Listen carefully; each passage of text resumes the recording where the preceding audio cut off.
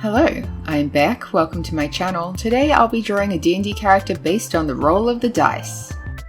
So we're going to have a Tiefling Paladin who follows the path of devotion, and their background is guide. We've got a lot to work with here, and I've decided I'm going to try something new and see how it works out, where I tell a bit of a story about this character, and that's how I describe them. You'll see what I mean. Here we go.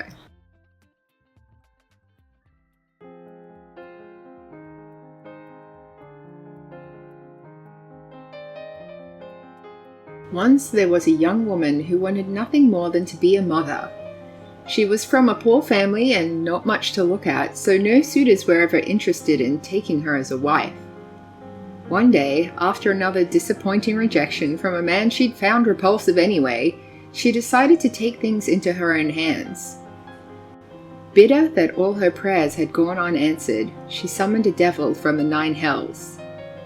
He agreed to grant the woman a child, but the cost would be steep.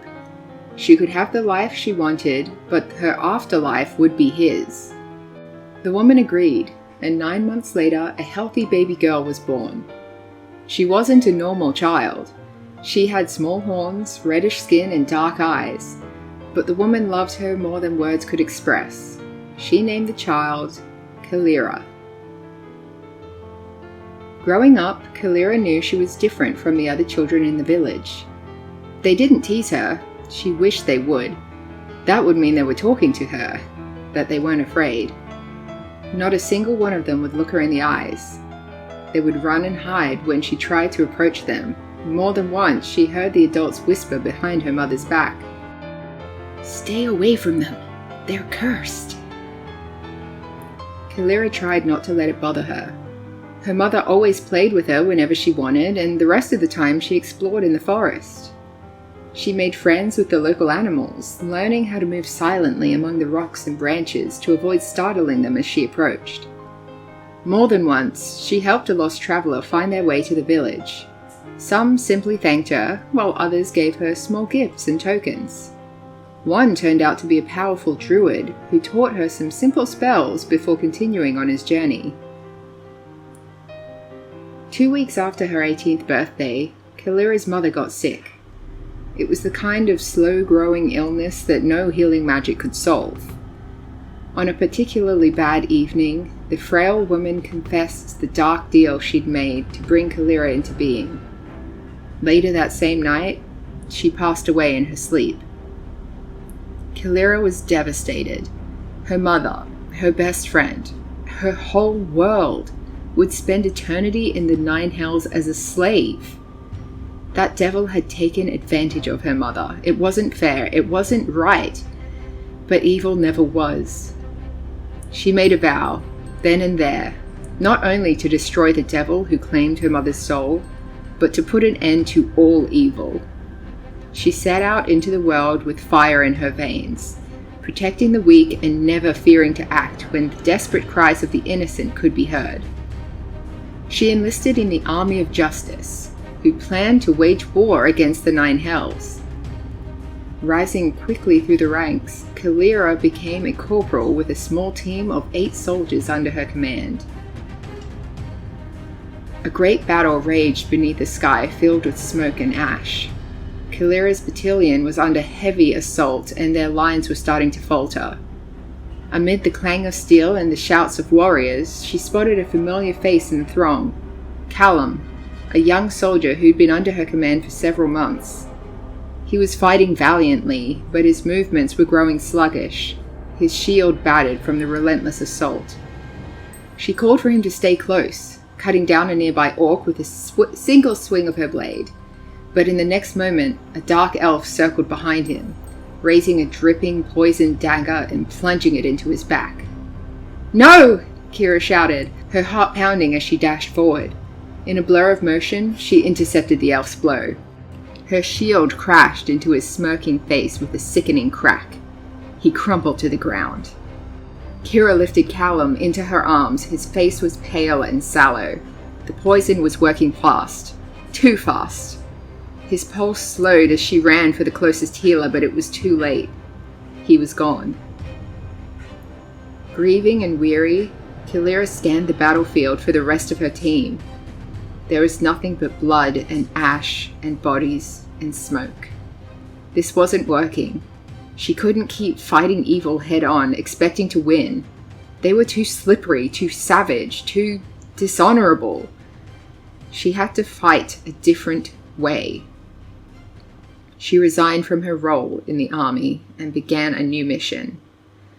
One where a ragtag group of adventurers would go on to defeat evil in unexpected ways. And that is where our game begins. What did you think of Kelira's story? I have to admit I intended on the story taking the entire 15-minute video, but stories take a long time to write, and that was basically just my first draft. And I told all the story that I wanted, like all the key information is there, so I didn't want to go on and on and on with unnecessary stuff, especially because it is just the background build-up story for a character who's about to embark on a grand adventure with a team of D&D players, a team of other adventurers. Sorry also, I was recording this at an inopportune moment where the dryer is going, so if you can hear a lot of noise in the background, I'm sorry. I was hoping the microphone wouldn't pick too much of it up, and I think you can still hear me pretty well, so hopefully it's not too distracting. I do love writing stories, but I'm a bit short on time to do so, especially if it's just for one video. If you're not aware, I have an urban fantasy book that's already on sale. It came out about a month ago now. I'll put a link in the bio. It's called When Lambs Grow Fangs, and it's about a young woman named Anna who, despite being the most cautious person in the world, gets viciously attacked and turns into a vampire. She follows a kind of victim to hero journey, and there's a lot of fun characters and drama and funny moments and cozy moments and gruesome moments and magic. I definitely recommend it if you're a fan of like Harry Potter, Vampire Diaries, The Cruel Prince, The Magicians, A Court of Thorns and Roses. I'm used to calling it ACOTAR if you're a fan of the ACOTAR series. It has those kind of vibes to it, but it is a very different story. Also, it's set mostly in Brisbane, a little bit in different pocket magical dimensions, but you get it. You'll have to read it to really understand what the story's about, because fantasy always sounds weird when you're just doing a brief overview. But anyway, I am writing a sequel to that book, and so that's my primary focus when it comes to writing stories. And I'm trying to get the first draft done for book 2 as soon as possible. When Lambs Grow Fangs took years to write and then edit and get it as perfect as I could.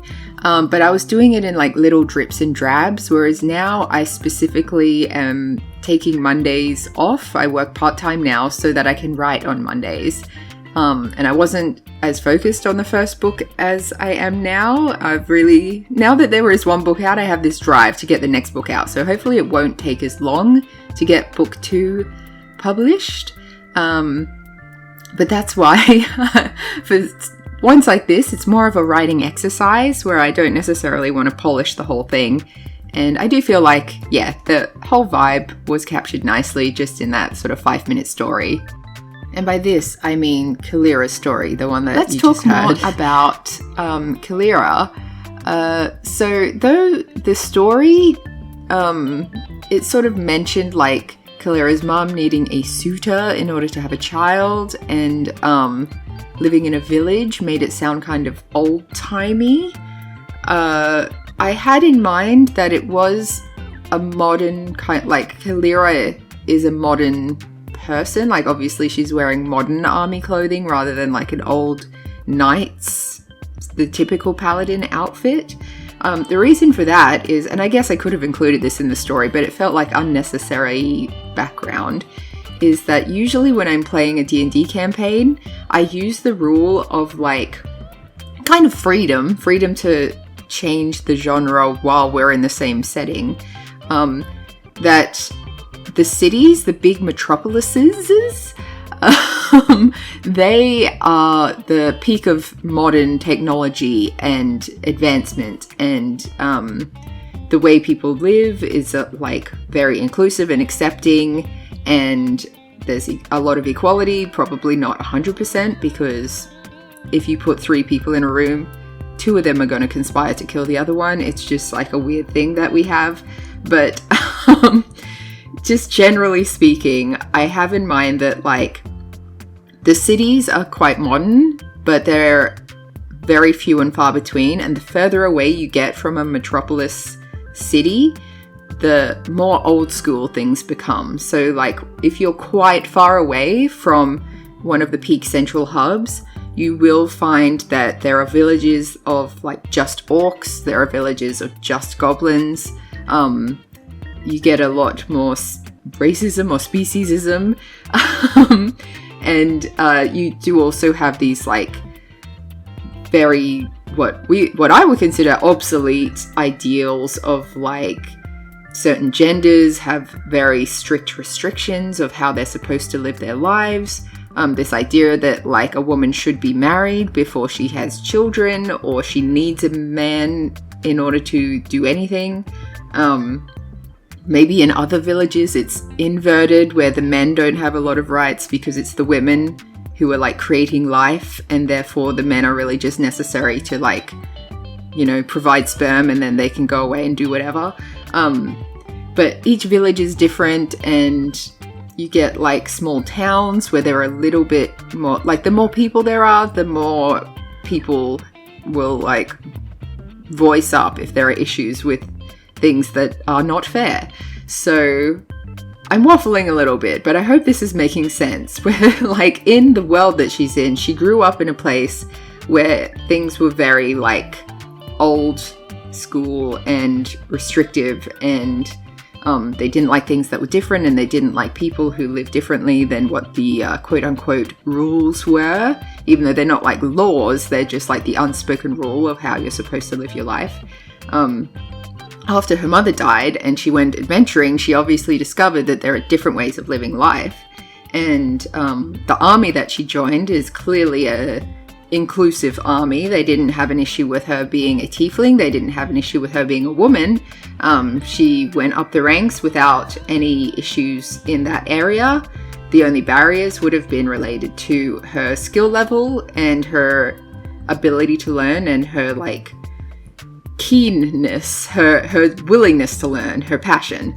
So the reason that she rose up through the ranks very quickly is because she was incredibly passionate and had the same goal that the Army of Justice had, which is to protect justice and fight evil.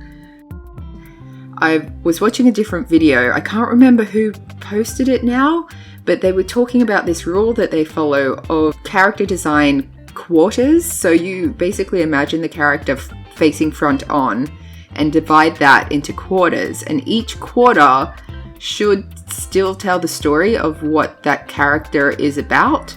So a lot of the time people will ignore the legs and the shoes and like the arms or whatever. Like they focus a lot on the face, and then the rest of the character is just a generic person. But it helps a lot to tell the story of the character if you consider like what kind of shoes are they wearing? Do they have like jewelry on their wrist, or like do they wear a lot of rings? The way a person dresses tells a lot of the story about who they are. And I wanted to include this in the character design. There are a lot of other character designing rules or tips that I might make a separate video about that, because some of them I don't really follow, and I should, but I get swept up in practicing drawing anatomy, whereas like one of the main ones is like considering the silhouette and the basic shapes of the character. So like if someone is very like strong and serious, you might draw a square and basically give the square legs, and that's your character. Anyway, that's another topic for another video, but I hope you enjoyed seeing Kelira's creation. Thanks for watching, and I'll catch you next time.